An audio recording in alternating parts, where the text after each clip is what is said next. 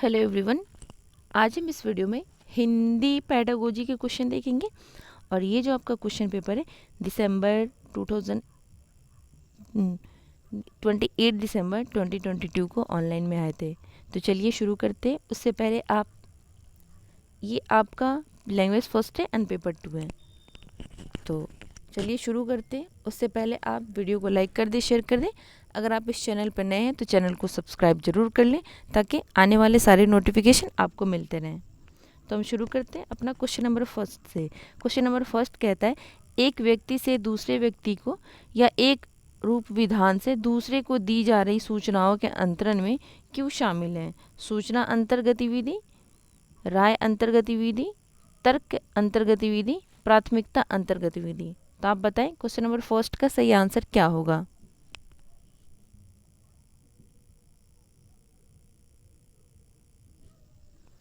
इसका सही आंसर हो जाएगा option number first is the right answer, सूचना अंतर गतिविधि। नेक्स्ट क्वेश्चन पे चलते हैं।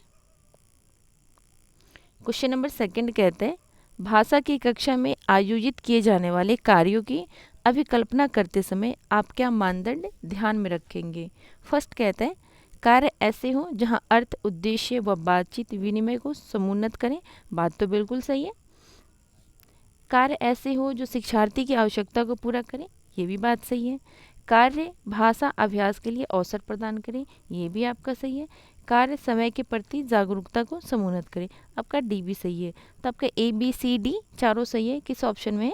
Option number third is the right answer. Question number third देखते हैं। क्वेश्चन नंबर थर्ड कहता है, निम्नलिखित मिलान करो। इधर वर्गीकरण, अनुमान, अवधारणा, मानचित्र, नोट बनाना। आपको मिलान करना है। तो इधर दे रखा है प्रतिरूप और नियमितता को देखना। तो इसका हो जाएगा प्रतिरूप और नियमितता को देखना। तो इसका आपका हो जाएगा अनुमान। अनुमान लगाना का हो जाएगा प्रतिरूप और नियमितता को देखना, मतलब बी का फर्स्ट हो जाएगा। सी का अवधारणा मानचित्र, पाठ्य सामग्री के मुख्य विचार को मानचित्र के रूप में प्रदर्शित करना। तो आपका सी का सेकेंड हो जाएगा, मतलब बी का फर्स्ट है, सी का सेकेंड है। डी का हो जाएगा नोट बनाना। नोट बनाना का आपका हो जाएगा पाठ्य सामग्री में दी गई मुख्य सूचनाओं को अपने शब्दों में लिखना। तो डी का आपका थर्ड हो जाएगा और ए का फर्स्ट हो जाएगा। बी का फर्स्ट, सी का सेकेंड किस ऑप्शन में?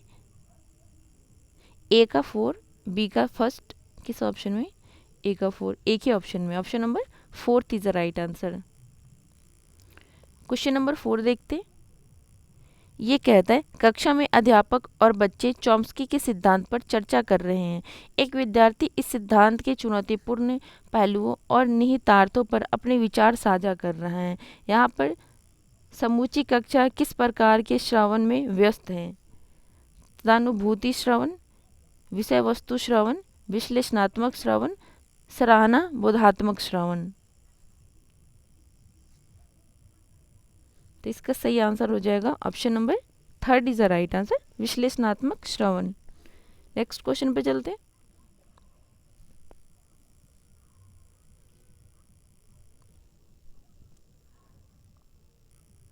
क्वेश्चन नंबर 5 कहते हैं, निम्नलिखित कथन पढ़ें और इसका आंसर दें। ए कहता है, व्याख्यात्मक लेखन पाठकों के अवधारणाओं और विचारों से परिचित एवं परिभाषित करवाता है। वर्णनात्मक लेखन आमतौर पर पाठकों को राजी करवाने के लिए व्यावसायिक कामकाजी लोगों द्वारा काम में लाया जाता है। बताएं कौन सा सही है और कौन सा गलत है, आपसे ये पूछ रहे हैं।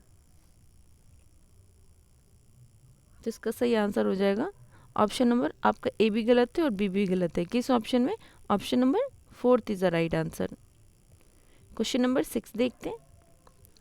भाषा की कक्षा में एक अध्यापक विद्यार्थियों को एक पाठ्य सामग्री देती है और कहती है कि जल्दी से इसमें से मुख्य सूचना विचार ढूंढो और एक दूसरे के साथ साझा करो। विद्यार्थी किस प्रकार का पठन कर रहे हैं?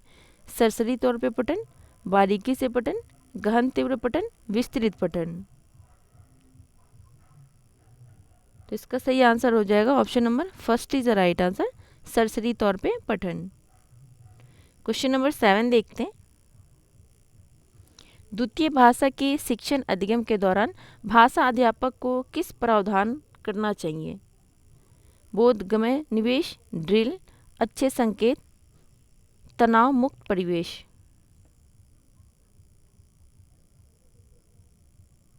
तो इसका सही आंसर हो जाएगा ऑप्शन नंबर आपका बोधगम्य निवेश, ड्रिल तो नहीं होगा आपका, अच्छे संकेत, तनाव मुक्त परिवेश। ए, सी एंड डी किस ऑप्शन में है? Option number third is the right answer. Question number 8 देखते हैं। निम्नलिखित कथनों को पढ़े। पोर्टफोलियो विद्यार्थी के कार्यों का उद्देश्यपूर्ण संग्रह है।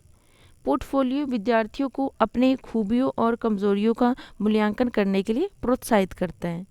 तो बताएं इसका सही आंसर क्या होगा क्वेश्चन नंबर 8 का? इसका सही आंसर हो जाएगा आपका ए भी सही है और बी भी सही है। किस ऑप्शन में? Option number third is the right answer. Question number 9 देखते हैं। असमान भिन्न की पहचान करें। एक कहता है पोर्टफोलियो विद्यार्थियों के कार्यों के बारे में ठोस उदाहरण अभिभावकों को संप्रेषित करने का प्रभावशाली साधन है। सेकंड कहता है पोर्टफोलियो शिक्षार्थियों का आकलन करने के लिए अध्यापकों की क्षमता वृद्धि करता है। पोर्टफोलियो विद्यार्थी केंद्रित आकलन की व्यवस्था है। पोर्टफोलियो अध्यापक और विद्यार्थियों को चिंतन विमर्श के अवसर देता है। इसका सही आंसर हो जाएगा ऑप्शन नंबर आपका ए फर्स्ट गलत है, सेकंड थर्ड फोर्थ थर्ड गलत है। सही आंसर हो जाएगा option number second is the right answer. जो पोर्टफोलियो है शिक्षार्थियों का आकलन करने के लिए अध्यापकों की क्षमता वृद्धि करता है। मतलब आपका जो इसमें से कौन सा अलग है वो बताना था। नेक्स्ट क्वेश्चन पे चलते हैं। क्वेश्चन नंबर 10 कहता है अध्यापक विद्यार्थियों के लिए अधिगम कार्यों की योजना बना रहे हैं। ये कार्य कैसे होने चाहिए? करने में सरल, जटिल प्रकृति, शिक्षार्थियों के स्तरानुसार, शिक्षार्थियों के स्तर से थोड़ा सा ऊपर के। तो इसका सही आंसर हो जाएगा option number fourth is the right answer, शिक्षार्थियों के स्तर के थोड़ा सा ऊपर के। नेक्स्ट क्वेश्चन देखते हैं। ये कहता है एक अध्यापक बच्चों को प्रत्येक महीने में निबंध लिखने और आकलन हेतु जमा करने के लिए कहती है। यहाँ अध्यापक का क्या उद्देश्य है? फर्स्ट है विद्यार्थियों की यथेष्ट प्रगति का आकलन, विद्यार्थियों के भिन्न भिन्न प्रकार के लेखन का संग्रह, विद्यार्थियों को ग्रेड देना, पुरस्कार हेतु सर्वोत्तम लेखन का चयन।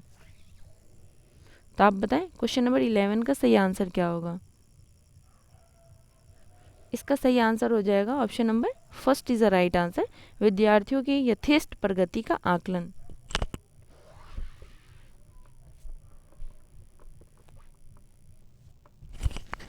नेक्स्ट क्वेश्चन नंबर 12 देखते हैं।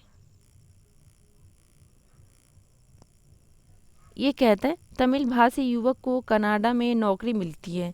वहाँ वह एक ऐसे स्थान में रहने लगता है जहाँ के अधिकांश लोग पंजाबी बोलते हैं। कुछ ही दिनों में वह युवक भी पंजाबी में बातचीत करने लगता है, जबकि वह भाषा उसके लिए बिल्कुल नहीं थी। पंजाबी भाषा में बातचीत करने की भाषा क्या कहलाएगी?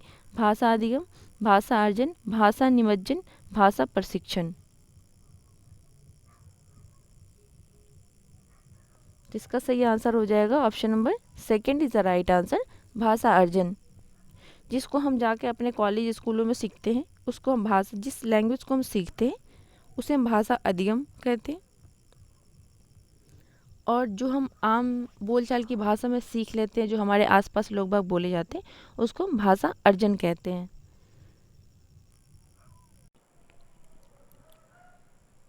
क्वेश्चन नंबर 13 देखते हैं। क्वेश्चन नंबर 13 कहता है भाषा की कक्षा में शिक्षार्थियों के निष्पादन में सुधार लाने के लिए अध्यापक को क्या करना चाहिए?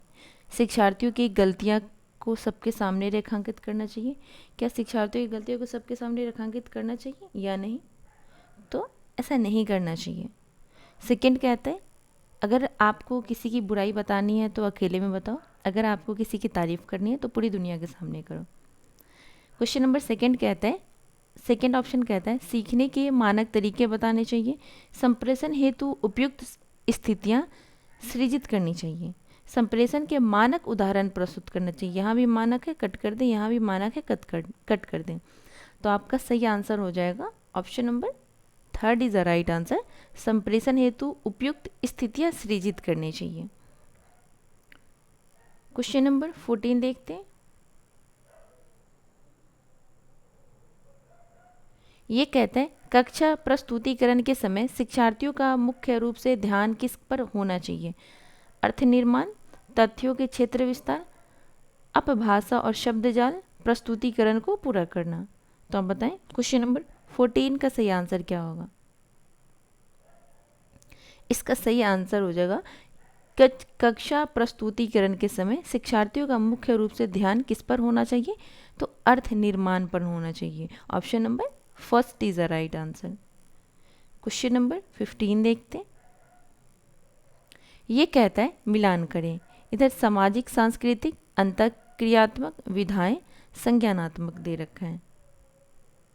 तो आपको इसको मिलाना है और बताना है किसके साथ कौन मैच होगा।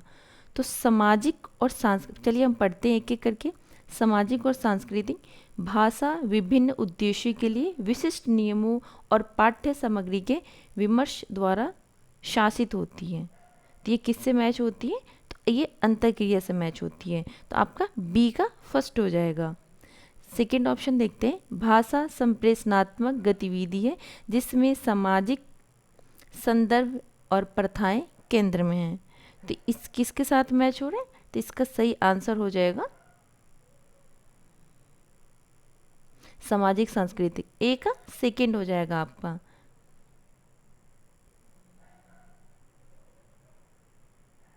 एक सेकेंड।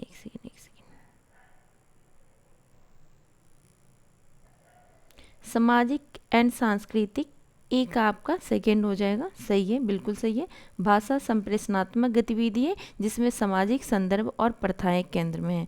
आपका अंतःक्रियात्मक का देखते हैं। भाषा अमूर्त ज्ञान का अर्जन है और इसमें मस्तिष्क के गुण शामिल हैं। फोर्थ कहते हैं भाषा अंतर व्यक्तिक संबंधों के अनुभूत करने का साधन है। तो आप बताएं किसके साथ कौन सा मैच हो रहा है? एक का हो जाएगा आपका सेकंड। किस किस ऑप्शंस में है? ऑप्शन नंबर सेकंड में एंड फोर्थ में। तो आपको फर्स्ट कट कर दें और थर्ड कट कर दें। आपका अंतःक्रियात्मक का हो जाएगा ऑप्शन नंबर 4। भाषा अंतर्व्यक्तिक संबंधों को अनुभूत करने का साधन है।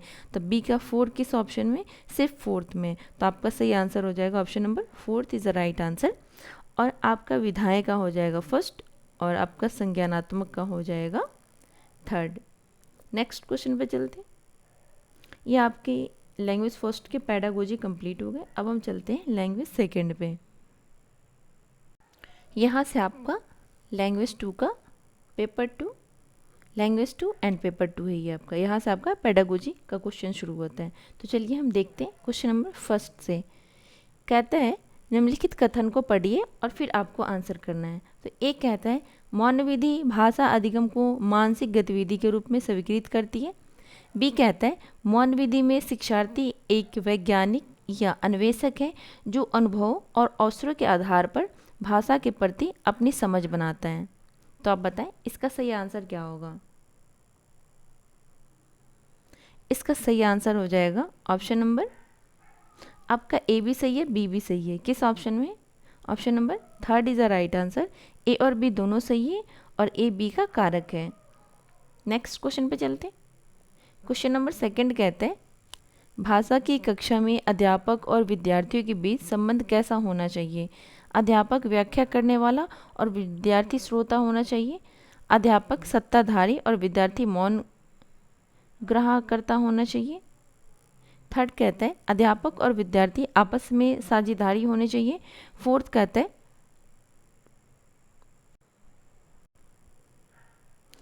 कहता है अध्यापक निर्देश और विद्यार्थी अनुसरण करता होना चाहिए। तो आप बताएं क्वेश्चन नंबर सेकंड का सही आंसर क्या होगा? तो इसका सही आंसर हो जाएगा option number third is the right answer. अध्यापक और विद्यार्थी आपस में साझेदार होना चाहिए। क्वेश्चन नंबर थर्ड देखते हैं। भाषा शिक्षण में कौन सा परामर्श अधिगम सिद्धांत पर आधारित है? कार्य आधारित भाषा अधिगम, पाठ्य सामग्री आधारित भाषा शिक्षण, समुदाय आधारित भाषा अधिगम, सुझाव कोश। तो इसका सही आंसर हो जाएगा option number third is the right answer, समुदाय आधारित भाषा अधिगम। नेक्स्ट क्वेश्चन पे चलते हैं। क्वेश्चन नंबर 4 कहता है समूची पाठ्यचर्या में भाषा का केंद्र बिंदु किस पर होना चाहिए? सभी कक्षाओं में मुख्यतः भाषा शिक्षण पर, सभी विषयों की मदद से भाषा शिक्षण, विशेष सत्रों में भाषा शिक्षण, पाठ्य सहगामी गतिविधियों के माध्यम से भाषा शिक्षण।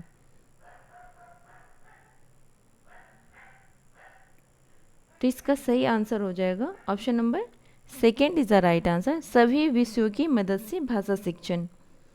क्वेश्चन नंबर 5 देखते। ये कहता है एक अध्यापक अपनी कक्षा में यह ड्रिल करवा रही है। शिवा ने एक पत्र लिखा, उसने यह पत्र कल लिखा था। शिवा ने उपन्यास पूरा पढ़ लिया, उसने यह कल पूरा पढ़ लिया था। यह अध्यापक क्या करवा रही है? संरचनात्मक अभ्यास, कार्यात्मक अभ्यास, कार्यात्मक संप्रेषणात्मक अभ्यास, सामाजिक अंतःक्रिया अभ्यास। तो आपका सही आंसर हो जाएगा option number first is the right answer, संरचनात्मक अभ्यास। क्वेश्चन नंबर 6 देखते। विद्यार्थियों को कृत्यवाच्य से कर्मवाच्य बनाने में कठिनाई आ रही है। विद्यार्थियों की इस परेशानी को भांपते हुए अध्यापक कार्य संबंधित कुछ संकेत व प्रतिरूप बताती है। इस मदद के आधार पर विद्यार्थियों ने पूरे अनुच्छेद को कृत्यवाच्य से कर्मवाच्य में बदल दिया है। यह किसका उदाहरण है? पियाजे का सिद्धांत, क्रिएशन का सिद्धांत, ब्रूनर का सिद्धांत, वाइगोस्की का सिद्धांत।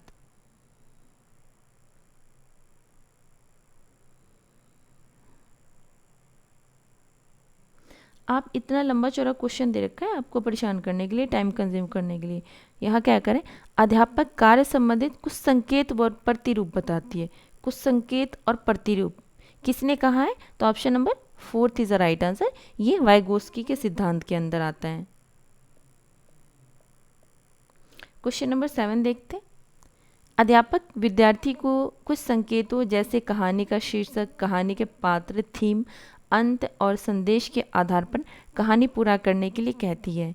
यह विद्यार्थी किस प्रकार की गतिविधि में शामिल है? फर्स्ट कहता है संज्ञानात्मक रचनावाद, सामाजिक रचनावाद, व्यवहारवाद या संरचनावाद। तो इसका सही आंसर हो जाएगा option number first is the right answer, संज्ञानात्मक रचनावाद। क्वेश्चन नंबर 8 देखते हैं।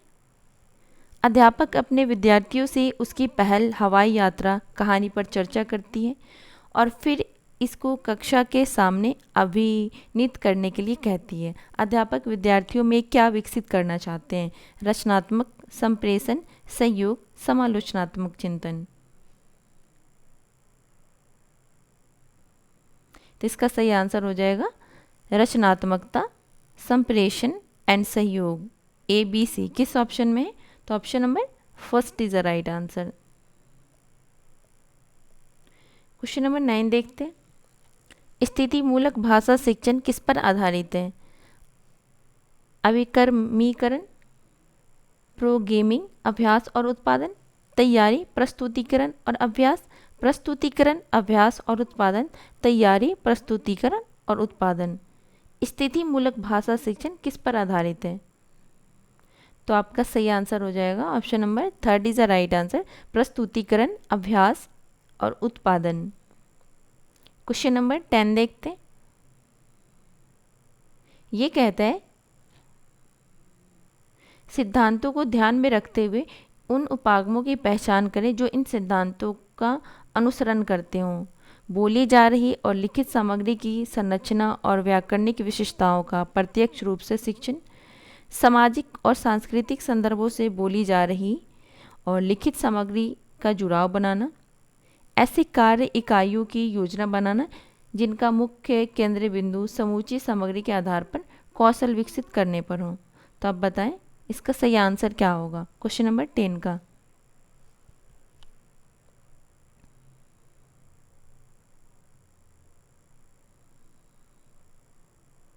तो इसका सही आंसर हो जाएगा option number 2 is the right answer, पाठ्य सामग्री आधारित निर्देश। क्वेश्चन नंबर 11 देखते हैं। निम्नलिखित प्रदत्त कार्य को पढ़ें और क्रियान्वयन की दृष्टि से क्रम दें। अधिगम गतिविधि की अभिकल्पना करना, निर्देश देना, मॉनिटरिंग और विद्यार्थी की प्रगति का आकलन, पाठ्यक्रम के उद्देश्यों का उल्लेख करना, टॉपिक, थीम और स्थितियों को चिन्हित करना। तो इसका सही आंसर हो जाएगा ऑप्शन नंबर, पहले आपका सी आएगा। पाठ्यक्रम के उद्देश्यों को पहले उल्लेख करना है, उसके बाद टॉपिक, थीम और स्थितियों की चिन्हित करना है, उसके बाद अधिगम गतिविधि की अभिकल्पना करना है, उसके बाद आपका लास्ट में बी आएगा, निर्देश देना, मॉनिटरिंग और विद्यार्थियों की प्रगति का आकलन करना। किस ऑप्शन में लास्ट में बी है? Option number third is the right answer. C D, पहले सी आएगा, फिर D, then A, then B. Next question पे चलते हैं। क्वेश्चन नंबर 12 कहता है कक्षा अध्यापक का मुख्य उत्तरदायित्व क्या है? फर्स्ट है शिक्षार्थी की संप्रेषणात्मक आवश्यकताओं की पहचान करना, शिक्षण के लिए संदर्भ का चयन करना, विभिन्न कक्षाओं के विद्यार्थियों का समूहीकरण, शिक्षार्थी को निर्देश देना। तो आप बताएं क्वेश्चन नंबर 12 का सही आंसर क्या होगा? इसका सही आंसर हो जाएगा option number first is the right answer, शिक्षार्थी की संप्रेषणात्मक आवश्यकताओं की पहचान करना। नेक्स्ट क्वेश्चन पे चलते हैं। क्वेश्चन नंबर 13 कहता है भाषा का पाठ्यक्रम किससे संबंधित है?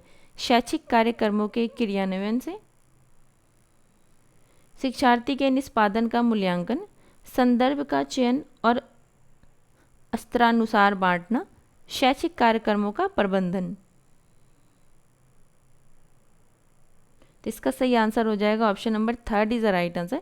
जो संदर्भ वर्ड है ना, ये आपका पॉजिटिव वर्ड है। अगर किसी आंसर में आपको नहीं समझ आ रहा है कि इसका सही आंसर क्या होगा, तो जिसमें संदर्भ होगा आप उसको गोला बढ़ लें। क्वेश्चन नंबर 14 देखते हैं। ये कहता है भाषा अधिगम के लिए अनिवार्य है, मतलब भाषा जो अधिगम है, लर्निंग है, जिसको हम सीखते हैं, उसके लिए क्या अनिवार्य है? भाषा के तत्वों में निपुणता, भाषा के नियमों का अधिगम, व्यवहारिक कौशलों में निपुणता, भाषा की कोश रचना में निपुणता। तो आप बताएं 14 का सही आंसर क्या होगा? तो इसका सही आंसर हो जाएगा option number third is the right answer, व्यवहारिक कौशलों में निपुणता। क्वेश्चन नंबर 15 देखते हैं, आज का लास्ट क्वेश्चन है। ये कहता है भाषा अधिगम के प्रक्रियात्मक पाठ्यक्रम किस पर आधारित है? व्याकरण, शब्द भंडार, टॉपिक, कार्य। तो इसका सही आंसर हो जाएगा option number fourth is the right answer. भाषा अधिगम का प्रक्रियात्मक पाठ्यक्रम किस पर आधारित है? तो वो कार्य पर आधारित है। तो इस वीडियो में हमने हिंदी पेडागोजी के language first and language second के 15 मार्क्स के पेडागोजी करें। टोटल 30 मार्क्स हो गए।